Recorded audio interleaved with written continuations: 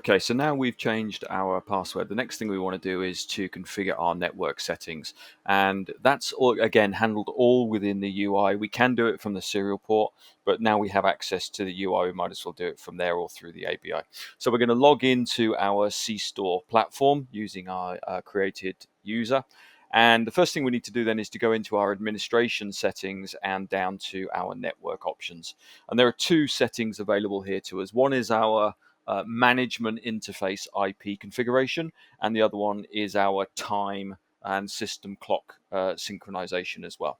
So to configure the network IP address, we do that within our left-hand box, and we click on our Edit tab, and we can now go in and change all of our parameters. So we can change our host name. So here I'm going to change this to cStor01. Actually, I'll change it to cStor10S so I know which one it is. We can also change our fully qualified domain name as well.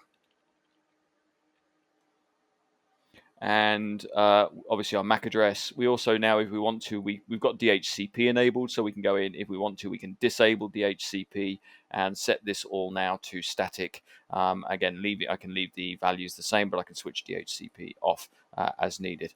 Once we've done that, and we can change DNS, we can add in multiple DNS servers as we need to, then we can go ahead and click Save to update the system. This will actually then restart all of the stack within the environment. So when I've done that, it'll basically update and reconfigure the host name and all of the IP settings. So that's really all that you need to do to update the IP address. But we can also do the same thing now for our time synchronization.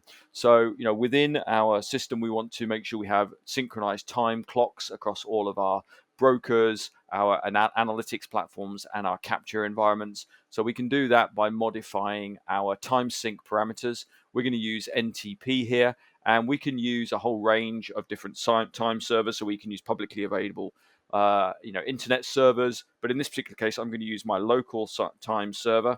So it's 172.16.250.1 in my particular case. So I can now synchronize this local instance of my cStor with a local time server and check that that is connected and that it's synchronized to that particular clock, which is the same clock that I'm using throughout my entire network. So they'll all be running off the same time sync.